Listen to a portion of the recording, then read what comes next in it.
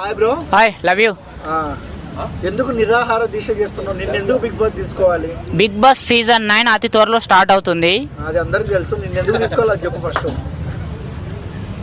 మీతోటి పెట్టుకోవాలంటే minimum degree ఉండాలా.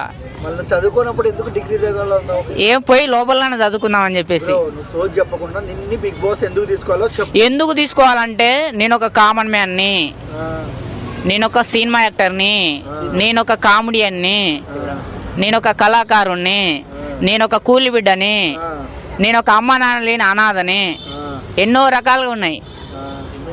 కాదు మరి నువ్వు ఇన్ని అయినప్పుడు వాళ్ళు తెలిస్తే నిన్ను తీసుకుంటారు. నిరాహార దీక్ష తెలియజేయడం కోసమే నేను ఇక్కడ కూర్చున్నా. తెలియజేయడం కోసమే మీరు నాకు సహకరిస్తున్నారు, సపోర్ట్ చేస్తున్నారు, గెలిపిస్తారనే నమ్మకం నాకు ఉంది. ఎందుకంటే నన్ను ఈ దానికి తీసుకువచ్చారు. ఎక్కడి నుంచి?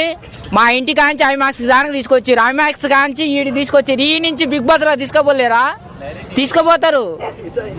ఆ నమ్మకం నాకుంది. అన్నపూర్ణ స్టూడియో దగ్గర నువ్వు ధర్నా ఇలానే చేసిండే పోలీసు వాళ్ళు తీసుకొని పిచ్చ కొట్టుడు కొట్టినారంట. కొట్టని కొడితే కొట్టిర్రు, మళ్ళా కొట్టించుకుంటా. ఎందుకు?